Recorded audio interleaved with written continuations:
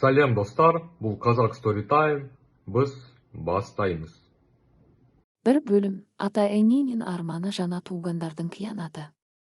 Алатауының қойнындағы биік жайлаулардың бірінде Көкжайық деген қош жер бар. Ал жерден чөбі май, су бал абасы дары. Мына ушул жерде болот аттуу берешен эмгекчил малчы жашачу. Болоттун миңдеген кою, жүздөгөн жылкысы бар эле. Бирок анын эң чоң байлыгы жалгыз кызы Аяна болчу. Аяна 14 чыкканда болот менен жубайы Салия катуу кырсыкка учурашты. Таудон түшүп келе жатканда Көктуудан капсынан көчкү жүрүп, эки асыл адам тоонун астында кала беришти. Аяна бир күндө эле дүйнөсү астын үстүн болуп, капкара түнгө баткандай болду. Ата-энесин жерге берген күнү жамгыр төгүп, табиятта кош ойлоп жаткандай Бирок эң коркунучтуусу алдыда болчу. Ач көздүктүн башталышы. Болоттун кыркычыга электи эле, анын иниси Кадыр менен аялы Бактыгүл болоттун үйүнө келип орношуп алышты. Кадырдын көзү болоттун миңдеген мал мүлкүндө эле. Ал үчүн бир тууганынын өлүмү кайгы эмес, байып кетүүнүн жолу болуп көрүндү. Аяна кызым деди Кадыр бир күнү жасалма үн менен. Сен али жашсың. Мынча малды башкара албайсың. Мыйзам боюнча, агаң катары бул мүлктүн баарына мен жоопкермин. Эми малдын баары менин атыма өтөт. Аяна көзүнүн жашын сүртүп, унчукпай отура берди. Ал ата-энесинин күйүтүнөн али чыга элек болчу. Ал эми туугандары эбак эле малды бөлүштүрө башташкан. Болоттун ал шуук туугандары мага 5 ат, мага 10 кой деп болоттун малын талап тоноп жатышты. Эч ким Аянанын тагдырын сураган жок. Бир уй жана адилетсиздик. Айылдын аксакалдары жыйналып, болоттун мүлкүн бөлүштүрүү боюнча жыйын өткөрүштү. Кадыр аксакалдарга тамак берип, алардын тилин таап алган эле. Болоттун малын Кадыр багат, Аянаны да Кадыр өз кызындай кылып тарбиялайт, дешти аксакалдар. Бирок Кадырдын ою башкача болчу. Ал Аянаны өз үйүнөн кууп чыгып, эски бир сарайга жайгаштырды. Сага ушул жетишет деди Кадыр колундагы таягы менен четте турган арык, ак мүйүздүү бир уйду көрсөтүп. Мына ушул уй сеники. Калган жылкылар, койлор, уйлар эми меники. Сен менин малымды бакканың үчүн ушул уйду сага бердим. Эми өз күнүңдү өзүң көр. Аяна өз көзүнө ишенбей турду. Атасынын миңдеген коюнан ага бир эле уй калдыбы? Ак мүйүз апасынын эң жакшы көргөн уйу эле. Ал уй Аянага апасынын жытын эстетип турчу. Тун жуураган түн. Аяна ак мүйүздү жетелеп атасынын кароосунан чыгып кетти. Анын артынан Кадырдын күлкүсү, Бактыгүлдүн эми ханшайымдай жашайбыз деген үндөрү угулуп жатты. Аяна айылдын четиндеги мурда малчылар жай мезгилинде гана пайдаланган эски алачыкка келди. Сарайдын ичи суук, дубалдарынан шамал кирип жатты. Аяна ак мүйүздүн мойнунан кучактап ыйлап жиберди. Ак мүйүз, эми биз экөөбүз эле калдык. Атам жок, апам жок. Туугандарым мага кас болду. Эми биз кантип жашайбыз? Ак мүйүз Аянанын ийиндерин тили менен жалап, аны сараткондой болду. Уйдун көзүнөн жаш чыккандай Аянага сезилди. Ошол түнү Аяна ачка, суук бөлмөдө уктап жатып атасын түшүндө көрдү. Болот атасы ага, кызым, сынба. Ак мүйүздү таштаба, ал сенин бактың деп жаткан экен. Эртеңкиге кадам. Эртеси күнү Аяна таң эрте турду. Анын кийими жуга, бутунда эски өтүгү бар эле. Ал эми Кадырдын балдары болоттун аттарын минип, Аянанын жанынан шылдыңдап өтүп баратышты. Эй, жетим! Уюңду жакшы бак, болбосо союп жеп салабыз. Деп кыйкырышталар. Аяна чечтерин кычыратып унчуккан жок. Ал ак мүйүздү жетелеп алыскы тоонун этегине, чөбү калың жерге барды. Анын ичинде бир максат пайда болду, ал тирүү калышы керек, ал ата-энесинин атын өчүрбөшү керек жана адилетсиздикке моюн сунбоосу зарыл эле. Бирок Аяна али билбейт эле. Бул ак мүйүз жөнөкөй уй эмес болчу. Анын мүйүздөрүндө жана сүтүндө ата энесинин аманаты, тоо рухтарынын батасы катылган эле. Аңшылык эми башталып жатты, бирок бул жолу жетим кыз өзү аңшыга айлануунун алгачкы кадамын таштады. 2 бөлүм. Сууктагы сыноо жана ак мүйүздүн керемети. Күз айы аяктап Алатоонун чокуларынан соккон ызгаардуу шамал көк жайык айылына кыштын жакындап калганын кабарлап жатты. Аяна жашаган эски алачыктын тешиктеринен кирген шамал түн ичинде кыздын сөөгүнө чейин өтүп, тиштерин бири-бирине тийгизбей калтыратчу. Анын төшөнчүсү эски, кийими жуга эле. Бирок Аянанын жүрөгүндөгү күйүп сырттагы сууктан да катуу эле.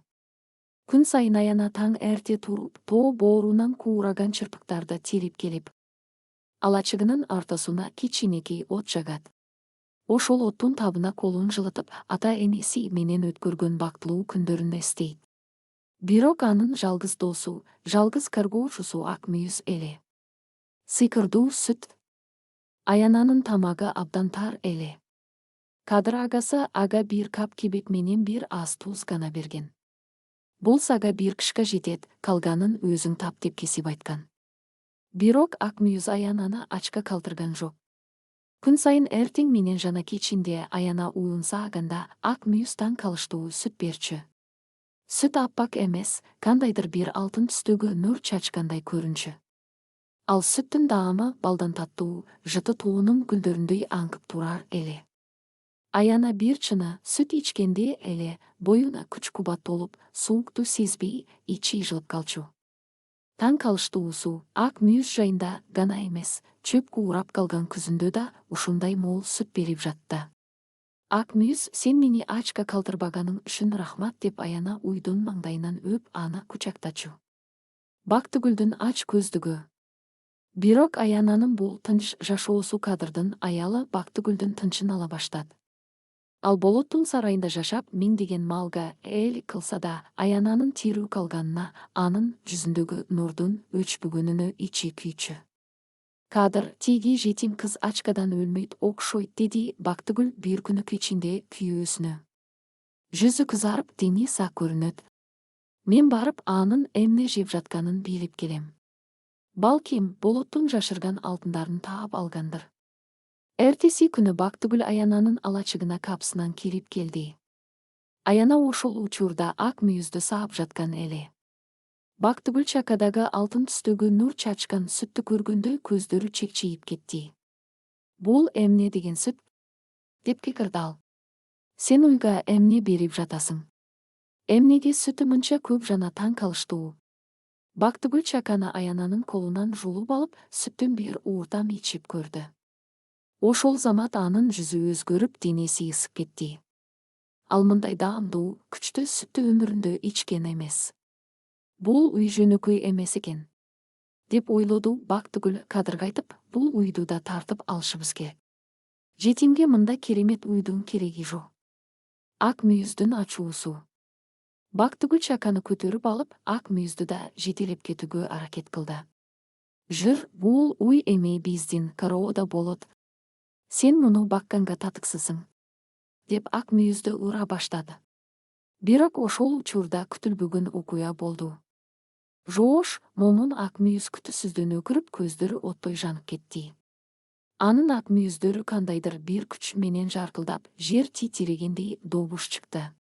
Уй башын шилтеп жибергенде, Бактыгүл колундагы чакасы менен кошо алыска учуп барып, баткакка кулады. Аяна коркуп кетти, бирок ак мүйүз ага карап, кайрадан мамындай болуп калды. Анын көздөрүндө мээрим бар эле. Бактыгүл болсо корконунан ордунан туруп, артына карабай качып кетти. Сени би, жетим кыз. Көрүүсүң, бул уйду баары бир сойдуруп жейм, деп алыстан кыйкырып жатты. Атанын аманаты. Ошол күнү кечинде Аяна ак мүйүздүн жанында отуруп, анын мүйүздөрүн сылап жатып, андагы майда, байкалбаган оюуларды көрдү. Алар байыркы жазууларга окшош эле. Аяна аларды атасынын китептеринен көргөндөй болду. Көрсө, ак мүйүз болотун ата бабаларынан калган, укумдан тукумга өтүп келген бийик мал экен. Атасы аны Аянага эң кыйын учурда жардам берсин деп атайын калтырган экен. Аяна ак мүйүздүн аманатын түшүндү. Бул уй анын тереги гана эмес, келечектеги адилеттиктин куралы да болчу. Бирок алдыда каардуу, кышшана ач көз туугандардын дагы бир чоң планы күтүп турган. Кадыр менен Бактыгүл эми ак мүйүздү жок кылуу үчүн айылдын каардуу мергенчиси менен сүйлөшө башташты. Алардын уйду уурдап союп, этин сатып, Аянаны таптакыр талаада калтыруу эле. 3 бөлүм. Түнкү чабуул жана тоо рухтарынын чакырыгы. Кыштын эң каардуу чилдеси башталды. Көк жайык айылын калың кар басып көз ачырбаган бароон чапкын тынбай согуп жатты. Кадыр менен Бактыгүлдүн заңгыраган үйүндө от жанып, алар болоттон калган байлыктын ичинде жыргап жатышса, айылдын четиндеги эски алачыкта Аяна ак мүйүздүн жанына жатып, анын жылуу деми менен гана тоңуп калуудан сактанып жатты. Бирок Бактыгүл тынчтана алган жок. Ал ак мүйүздүн алтын сүтүн жана анын көрсөткөн күчүн унута албай, ичинен кек сактап жүрдү. Кадыр тиги үйдү эртерээк жок кылбасак, ал бизге бале алып келет, деди Бактыгүл күйөөсүнүн кулагына шыбырап. Эл арасында Аянанын ую сыйкырдуу экен деген кептер тарап жатат. Эртең ал уй Аянаны байытып бизден өч алса кантебиз. Шалтай мергенди чакыр, ал үйдү түн ичинде союп, этин башка айылга алып барып сатып келсин. Аянага болсо бөрү жеп кетти деп коебуз. Кадыр аялынын тилине кирип, айылдагы эң ташбоор, арам ойлуу Шалтай мергенге кабар жөнөттү. Шалтай акча үчүн баарын кылган, жүрөгүндө мээрими жок адам эле. Каардуу түн. Түн ортосу. Бароон бир аз басылып, айдын жарыгы кар үстүндө муздак чагылышып турду. Аяна чарчап, уйкуга баткан эле. Ак мүйүз болсо тынчсызданып, кулактарын тикеңдетип, айлананы аңдып жатты. Күтүлбөгөн жерден кардын кычыраган добушу угулуп, алачыктын эшигине көлүкө жакындады. Шалтай мерген колуна курч бычагын жана арканын алып, ак мүйүздү мууздап кетүү үчүн акырын кирди. Анын көздөрү ач көздүктөн жанып турду. Бирок ал басагону аттаганда, ак мүйүз ордунан атып туруп, мүйүздөр менен Шалтайды сүзүп жиберди. Шалтайдын үнү түн ичин жарып кетти. Аяна чочуп, ойгонуп, Шалтайдын колундагы курч бычакты көргөндө эмне болгонун дароо түшүндү. Ак мүйүз. Кач. Деп кыйкырды Аяна. Бирок ак мүйүз качкан жок. Ал Аянанын кийиминен тиштеп, аны сыртка сүйрөдү. Уйдун көздөрү кадимкидей адамдыкындай акылдуу карап, мен ээрчи дегендей ишарат кылды. Аяна жука тонун жамынып, ак мүйүздү ээрчип караңгы түнгө, көз ачырбаган бараонго карай чуркады. Артынан Шалтай мерген менен Кадырдын атчан куугунчулары кармагыла. Уйду аткыла деп кыйкырып келе жатышты. Сыйкырдуу жол. Аяна тоңуп, буттары кар астында калып демей бүтүп баратты. Бирок ак мүйүз анын алдына туруп, жол ачып жатты. Таң калыштуусу, ак мүйүз баскан жерде кар заматта ээрип, Аянага жеңил жол пайда болуп жатты. Анын ак мүйүздөрү караңгыда көгүш нур чачып, жолду жаркылып турду. Алар айылдан узап, адам баласы батынбаган арбактар көк тусуна келишти. Бул жердин аскалары бийик, капчыгайлары терең эле. Куугунчулар бул жерге келгенде коркуп, тактоп калышты. Бул жерге киргендер кайтып келбейт, деди Шалтай аттын тизгинин тартып. Мейли, кете берсин. Бараонда өздөрү эле өлүшөт. Бирок Аяна менен ак мүйүз өлгөн жок. Ак мүйүз кызды бир чоң аскага алып келди. Уй мүйүзү менен асканы акырын түрткөндө, аска кадимки эшиктей ачылып, ичинен жыпжылуу жел сокту. Тоо руху менен кездешүү. Асканын ичинде кереметтүү бир дүйнө бар эле. Дубалдарында байыркы сүрөттөр, алтын менен жазылган жазуулар бар болчу. Ортодо чоң от жанып, анын жанында аппак кийинген, жүзүнөн нур тамган бир карыган апа отуруптур. Ал тоо рухтарынын энеси эле. Кел, Аяна кызым, деди апа жумшак үн менен. Сенин атаң болот таза адам эле. Ал ак мүйүздү көп жылдар бою көргөп келген. Эми кезек сеники. Ак мүйүз, бул жөн эле уй эмес, бул жер жүзүндөгү адилеттүүлүктүн символу. Ким анын сүтүн ичсе, анын жүрөгү тазарат. Ким ага кас болсо, ал өз жазасын алат. Апа Аянага жылуу тамак берип, анын тоңгон колдорун жылытты. Ак мүйүз болсо апанын жанына барып, башын ийди. Сен бул жерде 3 күн болосуң, деди Тоо энеси. Бул убакыттын ичинде ак мүйүздүн мүйүзүндөгү сырдуу жазууларды окуганды үйрөнөсүң.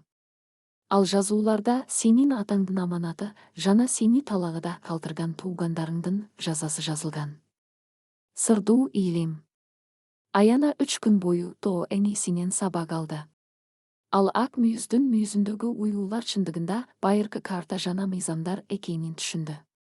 Бул жазууларды окуган адам малжандын тилин билип, Фо таштын сырын ача алат экен. 3-чү күнү Аянанын көздөрү башкача жанып, боюна чоң ишеним кирди. Ал эми кичинекей каркок кыз эмес, ал өз акысын талап кыла турган күчтүү адамга айланды. Эми айылыңа кайт, кызым, деди Тоо энеси. Бирок абайла. Кадыр менен Бактыгүл сени өлдү деп ойлоп, сенин атыңды өчүрүү үчүн чоң той берип жатышат. Сен ал тойго ак мүйүз менен кирип барышың керек. Ошондо гана адилеттүүлүк орнойт. Аяна аскадан чыкканда бароон басылып, күн чайыттай ашылып калыптыр. Ал ак мүйүздүн жонуна минип айылга карай жөнөдү. Анын артында Тоо гүлдөрү куш болсо да гүлдөп жатты. Бирок айылда аны эмне күтүп турган? Кадыр болоттун акыркы мал мүлкүн сатып, чет өлкөгө качууну пландап жаткан эле. Аяна жетишип калабы? 4 бөлүм. Акикаттын кайтып келиши жана тойдогу тополоң. Көк жайык айылында чоң той болуп жатты. Кадыр, жетим кыз бароондо өлдү, эми анын бүт мүлкү мыйзамдуу түрдө мага өттү деп айылдын аттуу баштууларын, аксакалдарын чакырып, болоттон калган эң асыл тулпарды сойдуруп, чалчаңдап жаткан кези. Бактыгүл болсо асыл таштарды тагынып, коноктордун алдында мактанып, өзүн айылдын ханшасындай сезип жатты. Мына айылдаштарым, деп кыйкырды Кадыр колуна малдын жилигин кармап. Мындан ары бул жердин кажуюну мен. Болоттун байлыгы эми менин колумда гүлдөйт. Кана, ичкиле, жегиле. Бирок тойдун кызуусуна келгенде, капсынан айылдын четинен күндүн күркүрөгөнүндөй добуш угулду. Жер титиреп, кароодогу малдар тынчсызданып, марап мөөрөп башташты. Аксакалдардын бири колундагы чынысын түшүрүп жиберип, айылдын кире беришин көрсөттү. Бул эмне? Көзүмө көрүнүп жатабы? Деди ал үнү титиреп. Сыйкырдуу кайтып келүү. Айылдын көчөсү менен ак мүйүз келе жатты.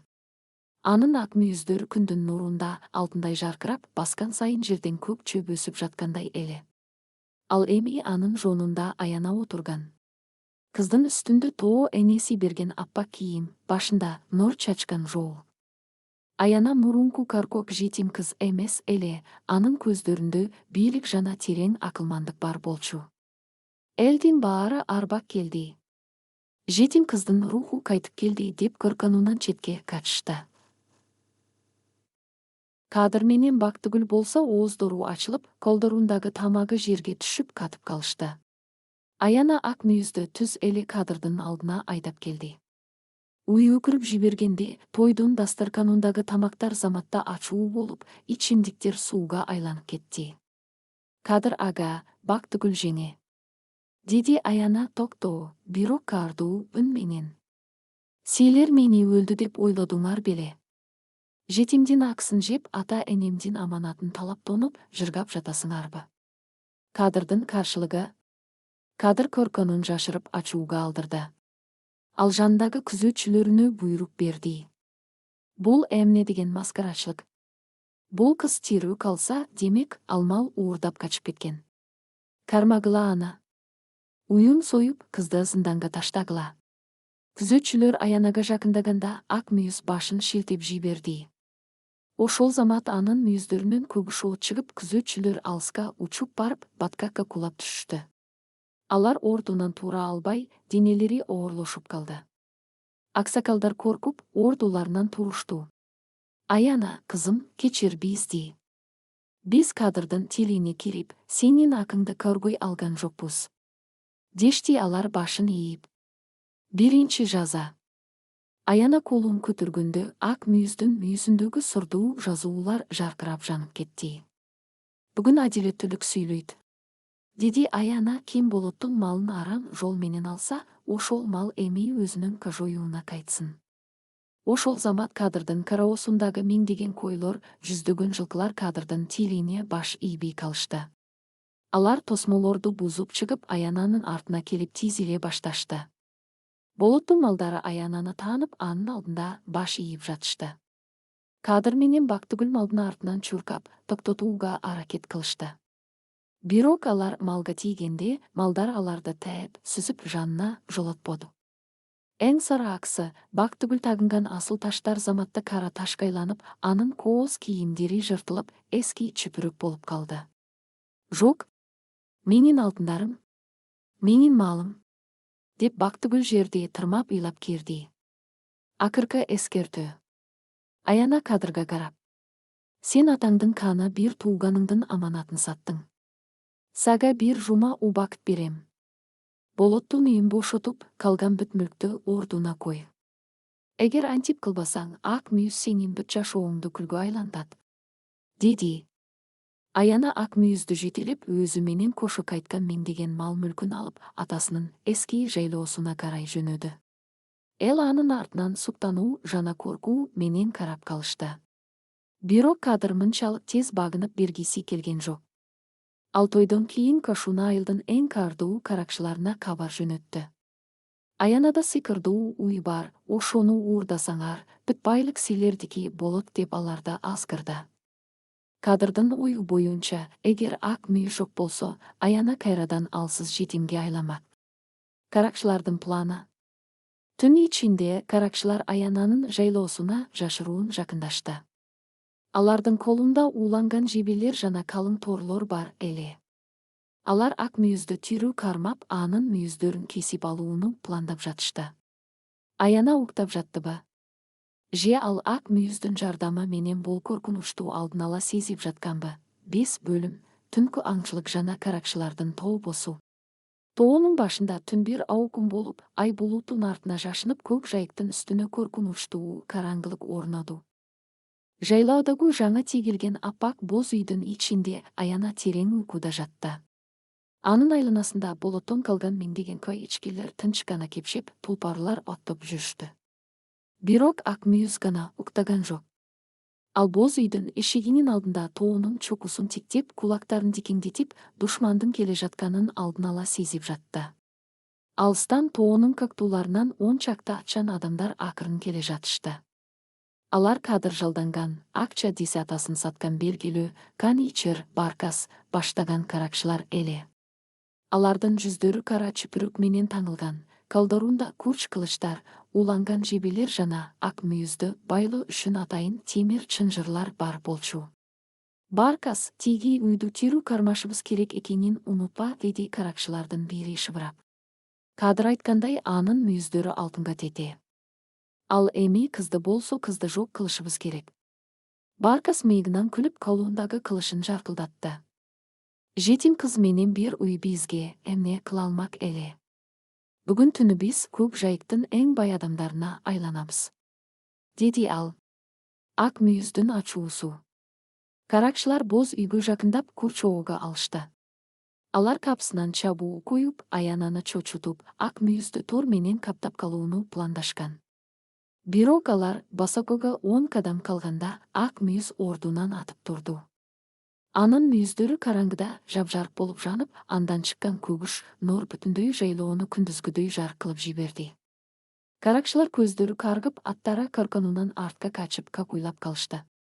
Бул эмне деген бал деп Баркас көзүн колу менен тосту.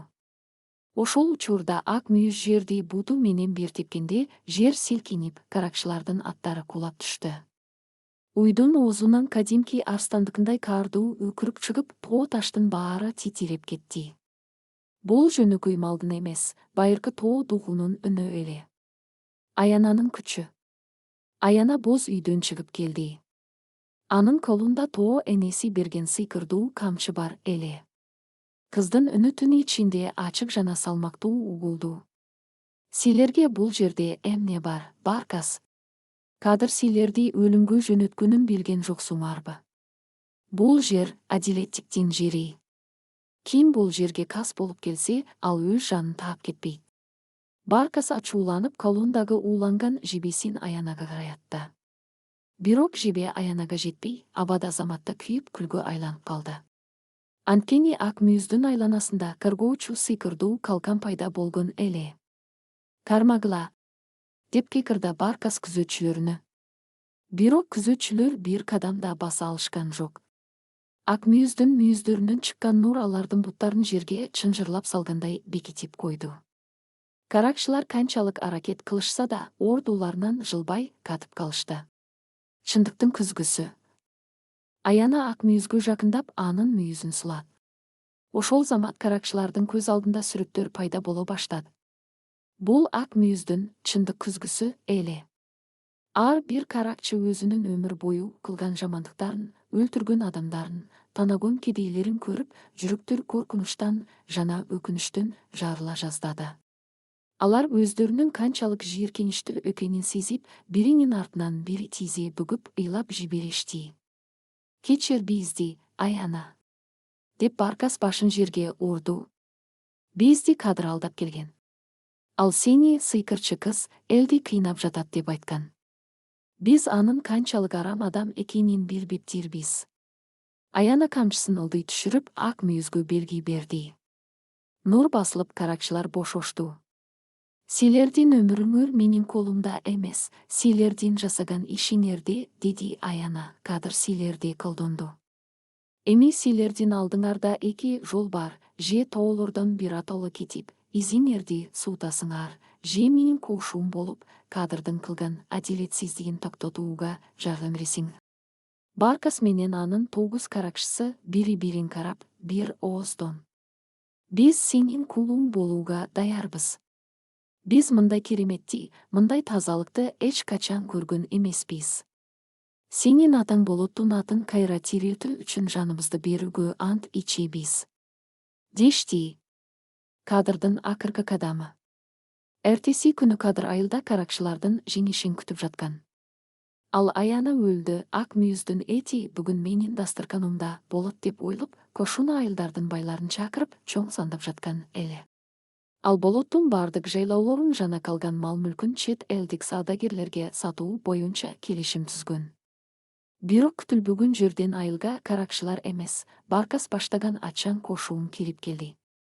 Алардын алдында Аяна ак мүйүздүн үстүндө, колунда атасынын байрагын көтөрүп келе жаткан.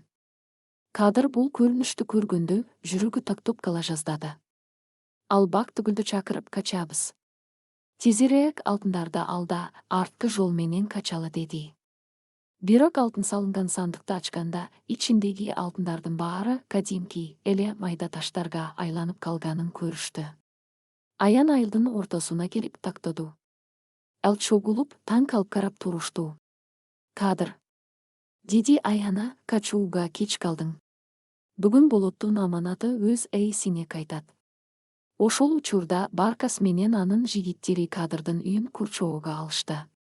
Кадырдын күзөтчүлөр Баркасты көргөндө эле корконунан куралдарын таштап качышты.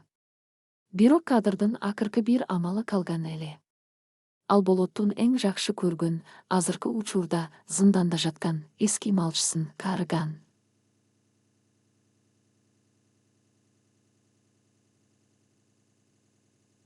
Барын билген ул. Эгер мага тийсеңер, бул карыяны өлтүрөм, деп Кадыр карыянын тамагына бычак такат.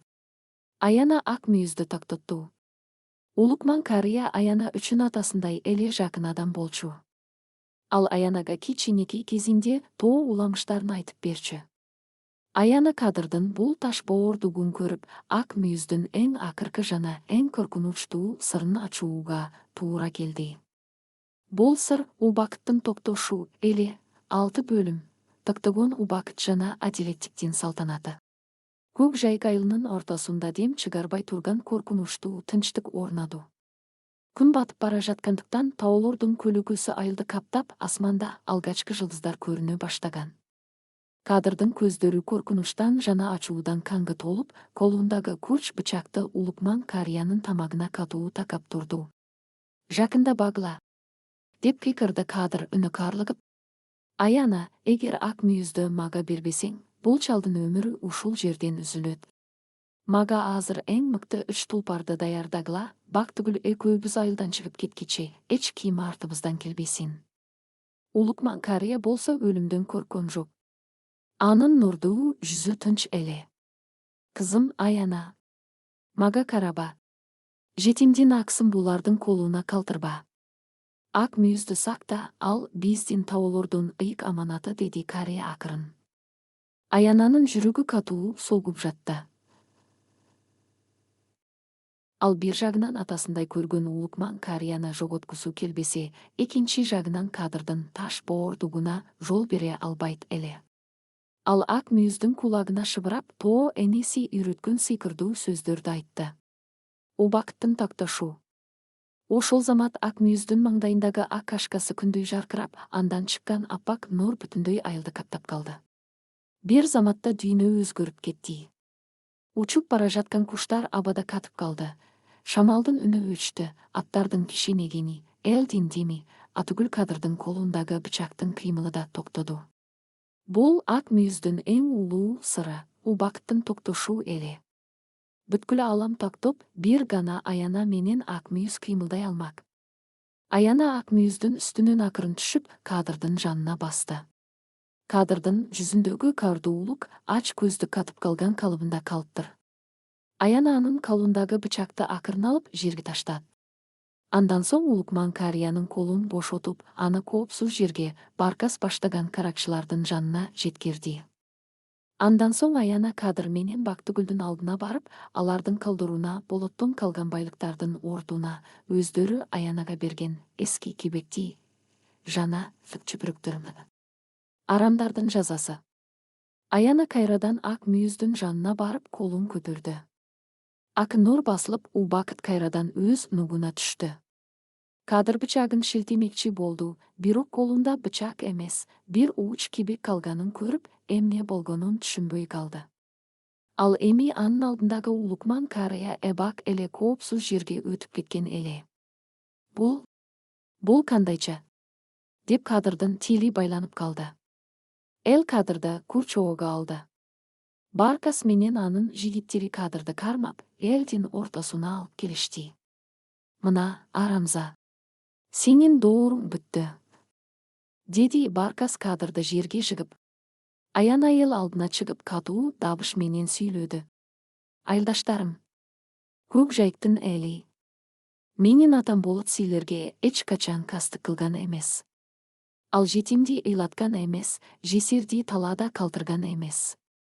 Бирок менин агайым Кадыр менен жеңем Бактыгүл атамдын аманатына кыянаттык кылышты. Алар мени өлүмгө түртүп, ак мүйүздү союуга буйрук беришти. Аксакалдардын бири алдыга чыгып: Аяна кызым, биз күнөөлүүбүз. Кадырдын алдына алданып, сенин тагдырыңа кайдыгер карадып. Кадыр менен Бактыгүлдү кандай жазалайсың? Деп сурат. Аяна ак мүйүзгө карат. Уйдун көздөрүндө өлүм эмес, жийиркенүү бар эле. Мен булардын канын төкпөйм, деди Аяна. Булардын жазасы болоттун босогосунан куулуп, өмүр бою жетимдиктин, ачкалыктын жана маскарашылыктын даамын татуу. Булар кайсы айылга барбасын, булардын кылган иши маңдайына жазылып турсун. Ошол замат ак мүйүз өкүрүп жиберди.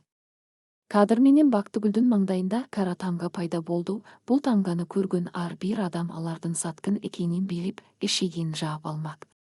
Эл аларды айылдан таш бараңга албай, жийиркенүү менен кууп чыгышты.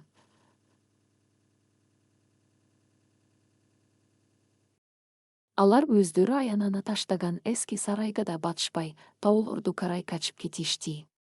Атанын чыныгы аманаты. Кадыр куулгандан кийин Улукман карыя Аянаны болоттун эң чоң, жашыруун сарайына алып барды. Бул жерде болоттун эң асыл тулпарлары жана мал-мүлкү эмес, атасынын эң чоң байлыгы, адилети китеби катылган экен. Улукман карыя сарайдын дубалындагы жашыруун баскычты басканда, жер астынан темир сандык чыкты.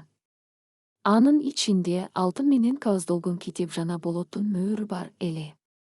Кызым Аяна, деди Улукман кары. Атаң болот бул китепти көп жылдар бою жазып келген. Бул жерде көк жайыктын ар бир адамынын аксы, кимге канча жардам берилгени жана бул тоолорду кантип каргоо керектиги жазылган. Атаң сени 14 жашыңда баарын түшүнөт деп ишенген. Акмүйүз бул китептин каргоочусу.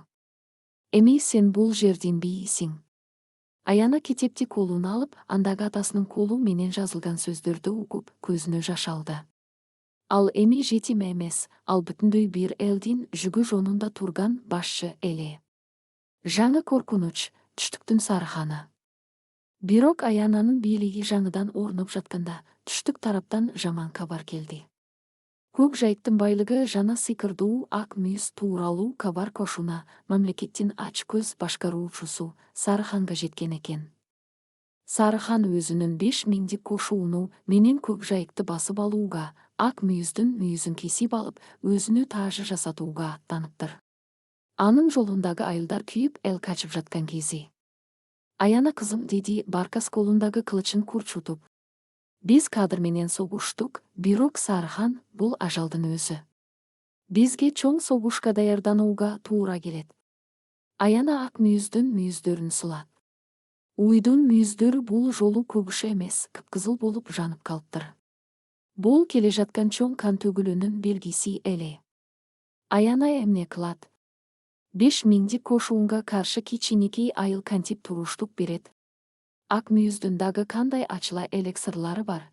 7 бөлүм, Сарыхандын элчилери жана согуштун илеби.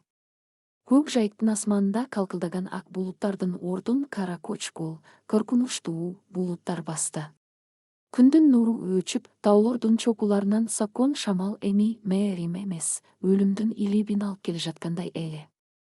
Аяна атасы болоттун сарайынын алдында туруп, алыскы түштүк тарапты карап турду. Ак мүйүз анын жанында жер чапчып, мүйүздөрү мезгили менен кызыл нур чачып, кооптуу белги берип жатты. Күтүлбөгөн жерден айылдын кире беришинен 5 атчан көрүндү. Алардын аттары кара түстө, үстүндөгү чабармандардын кийимдери темир менен капталган, колдорунда кан ичер Сарыхандын алтын тамгалуу туусу бар эле. Бул Сарыхандын элчилери болчу. Алар айылдын ортосуна келип, аттарын олдоксон тактатушту. Бул жердин бийи ким? Деп кыйкырды элчилердин башчысы, бетинде терең тырыгы бар каардуу адам.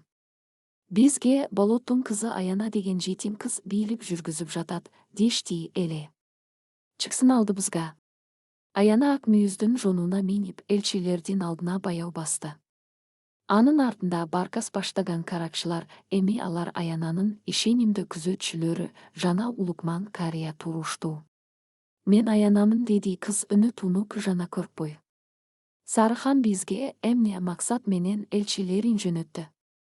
Биз эч кимге кастык кылган жокпуз. Элчи Аянаны шылдыңдагансып карап күлүп жиберди. Сарыхан сенин ак мүйүздүү уюң тууралуу укан. Хандын буйругу мындай, ак мүйүздү бизге бересиңер. Анын мүйүзүнөн ханыбыз өзүнө дүйнөдөгү эң күчтүү таажы жасатат. Ал эми көк жайыктын бүт байлыгы, болоттун мал мүлкү Сарыхандын казынасына өтөт. Эгер макул болсоңор тирүү каласыңар. Эгер баш тартсаңар, 5000 кошуун бир күндө бул айылды күлгө айлантат. Аянанын жообу. Айыл эси ооп, корконунан бири-бирин карап калышты. 5000 аскер. Бул көк жайыктын бүт элинен 10 эсе көп эле. Бирок Аянанын көздөрүндө коркунуч жок болчу. Ал ак мүйүздүн мүйүзүн акырын сылат. Уюкуруп жибергенде элчилердин аттары корконунан артка чегинди. Сарыханга барып айткыла, деди Аяна салмактуу үн менен. Ак мүйүз бул жөн гана мал эмес, бул Ала тоонун абийири жана адилеттиги. Биз жирибизди да, жаныбызды да берсек беребиз, бирок аманатыбызды Сарыхандай ач көз адамга кор кылбайбыз. Согуш кааласа келсин. Биздин тоолор душмандын канын ичүүгө ар дайым даяр. Элчилер ачууланып аттарынын башын бурушту. Көрүсүңөр.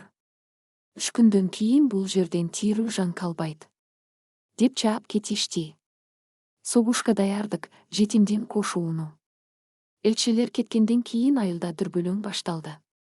Аялдар ыйлап, балдар коркуп, бир эркектер качалы деп жатышты. Бирок Аяна элди артогы жыйнады. Айылдаштарым, деди ал, качкан менен ажалдан кутулбайбыз.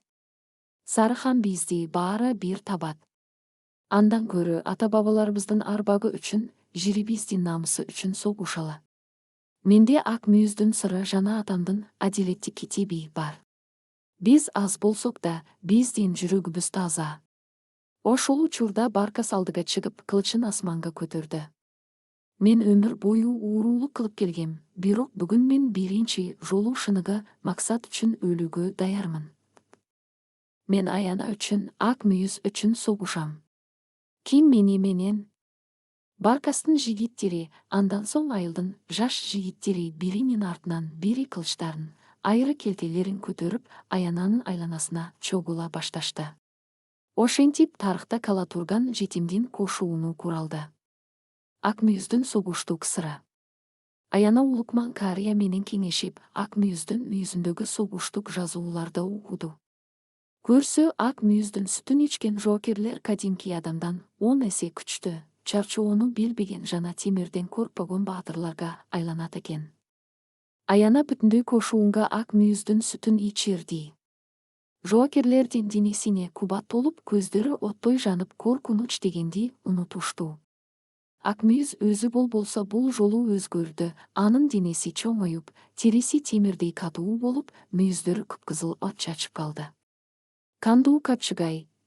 Биринчи салгылашуу. Үчүнчү күнү Сары хандын алдыңкы кошууну миңдей тандалган аскер көк жайыкка алып келген жалгыз тар жол Кандуу Капчыгайга кирип келишти. Алар жетим кызды оңой эле жеңебиз деп ишенип, ырдап күлүп келе жатышкан. Бирок Капчыгайдын оозунда аларда Аяна баштаган чакан кошуун күтүп турган эле. Аяна ак мүйүздүн үстүндө, колунда атасынын кылычы менен жаркылдап турду. Алга! Деп Сары хандын аскер башчысы буйрук берди. Аскерлер чабуулга өткөндө, ак мүйүз алдыга чыгып, жерди катуу тепкенде, Капчыгайдын эки жагындагы аскалар кулай баштады. Бул жөнөкөй көчкү эмес, ак мүйүздүн үнүнө баш ийген тоо каары эле. Сары хандын аскерлеринин жарымы таш астында калды. Андан соң Баркас баштаган жоокерлер карышкырдай атылып чыгышты.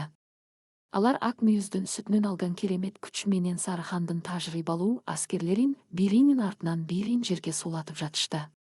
Ак мүйүз болсо мүйүздөр менен душмандын куралдарын заматта эритип, аларды жалын менен кууп жатты. Сары хандын каары. Биринчи салгылашууда Аянанын кошууну жеңишке жетти. Сары хандын тирүү калган аскерлери качып барып ханына кабар беришти. Кандайча? Бир кыз менен бир уй менен мен аскеримди талкаладыбы? Сары хандын каарынан жер титиреди. Эми өзүм барам. Бүт кошуунду аттандыргыла. Мен ак мүйүздүн канын ичип, көк жайыкты өрткө оройм. Сары хан өзүнүн эң коркунучтуу куралын, оттуу пилдерин, жана сыйкырчыларын алып чыкты. Ал Аянага каршы кара сыйкырды колдонууну чечти. Аяна болсо Капчыгайдын оозунда туруп, ак мүйүздүн мүйүзүндөгү жаңы коркунучтуу жазууну көрдү. Бул жазууда кан төгүлгөн жерде ак мүйүз өзүнүн чыныгы бейнесин көрсөт деп жазылыптыр. Бул чыныгы бейне кандай? Аяна Сары хандын кара сыйкырына кантип туруштук берет. Көк жайыктын тагдыры кыл үстүндө турат. 8 бөлүм. Кара сыйкыр жана асмандын каары. Кандуу Капчыгайдагы биринчи жеңиш көк жайыктын жоокерлерини ишеним бергени менен, чыныгы коркунуч али алдыда эле. Күн уясына батар замат, түштүк тараптан жерди солкулдаткан оор дүбүрт угула баштат. Бул жолу Сары хан өзүнүн негизги кошууну менен келе жаткан.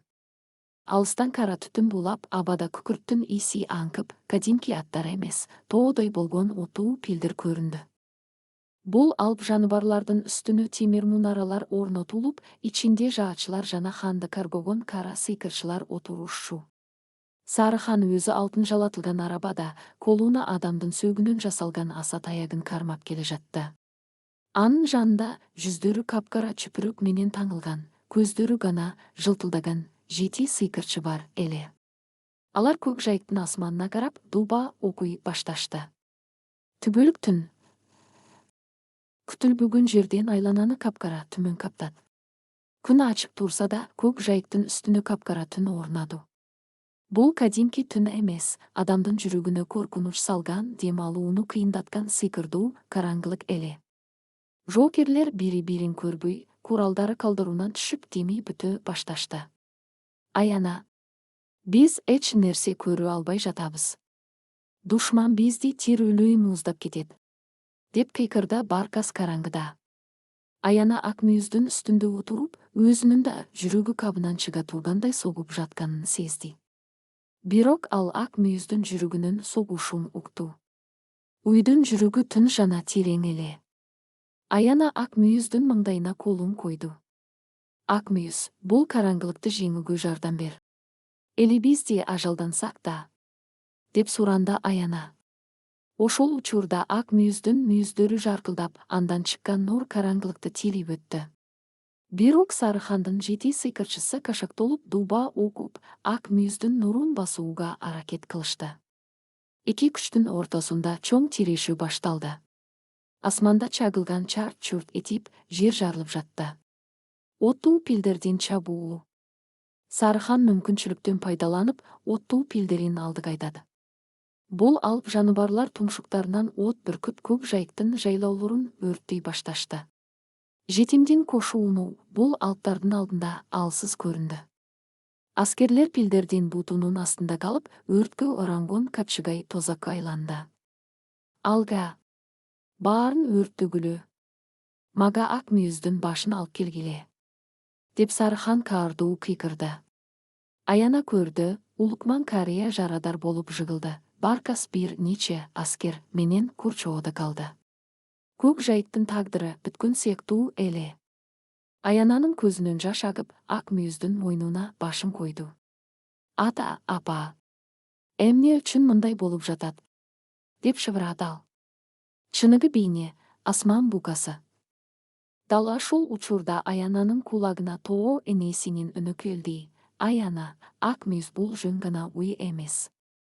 Ал жер менен асманды туташтырган асман букасы. Кимдин жүрөгү таза болсо, ал анын чыныгы күчүн ойгото алат. Анын мүйүзүнө колуңду тийгизип, өз каныңды тамыз. Жан аябастык гана сыйкырды жеңет. Аяна эч ойлонбостон, колундагы курч бычак менен алаканын кесип, ак мүйүздүн кызыл жанып жаткан мүйүзүнө койду. Ошол замат жер титиреп, күн күркүрөп. Ак мүйүз кадимки уйдан алып канаттуу, денеси алтын менен күмүштөн бүткөндөй жаркыраган асман букасына айланды. Анын мүйүздөрү асманга чейин созулуп, андан чыккан жарык Сарыхандын кара сыйкырын заматта талкалап жиберди. Күн кайрадан жаркырап чыкты. Ак мүйүз, эми асман букасы, канатын бир күлөгөндө, Сарыхандын оттуу пилдери коркканынан артка качып, өз аскерлерин өздөрү тебелеп башташты. Сыйкырчылардын өлүмү. Асман букасы мүйүздөрүн Сарыхандын 7 сыйкырчысына каратты. Анын мүйүздөрүнөн чыккан таза нур кара сыйкырчыларды бир заматта күлгө айлантты. Сарыхан өзүнүн эң чоң күчүнөн айрылып, арабасынан кулап түштү. Бул мүмкүн эмес. Бул кандай кудайдын күчү? Деп Сарыхан качып жөнөдү. Бирок Аяна тактагон жок. Ал асман букасынын үстүндө учуп жүрүп, Сарыхандын кошуунун капчыгайдан сүрүп чыгарды. Көк жайыктын жоокерлери кайрадан күч алып, качкан душмандын артынан кууп жөнөштү. Согуштун соңу жана курмандык. Салгылашуу аяктады. Сарыхан өзүнүн тирүү калган аз гана аскери менен түштүккө качып кетти. Көк жайык жеңишке жетти. Бирок асман букасы кайрадан кичинекей ак мүйүзгө айланганда, Аяна анын абдан алсырап калганын көрдү.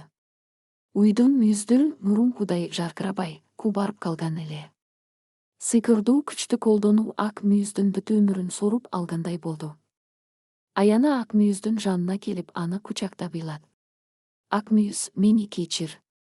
Сен бизди куткаруу үчүн өзүңдү курмандыкка чалдыңбы? Ак мүйүз кызга мээримдүү карап акырын гана мөөрдү.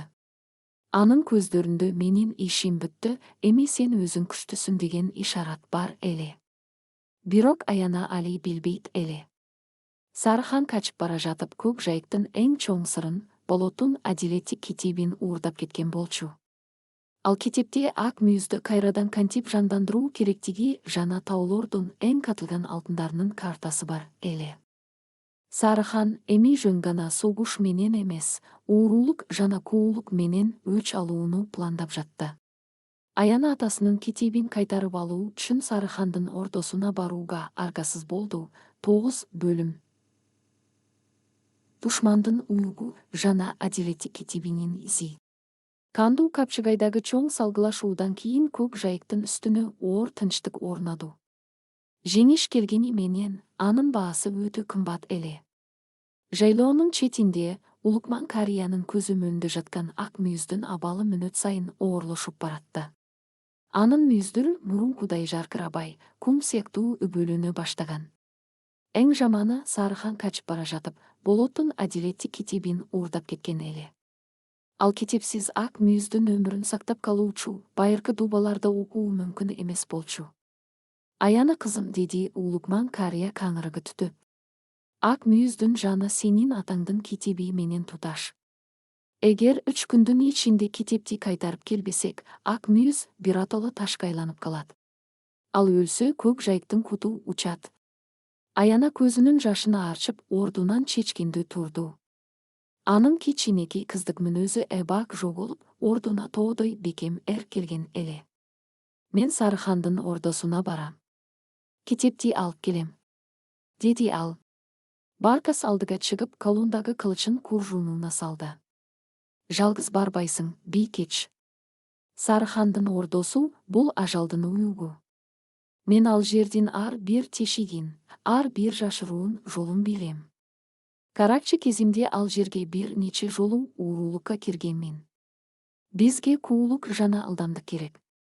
Чөлдөгү сапар. Аяна менен Баркас кадимки кедей малчылардын кийимин кийип, 2 аркат менен түштүктөгү Сарыхандын борбору Алтын шаарга жөнөштү.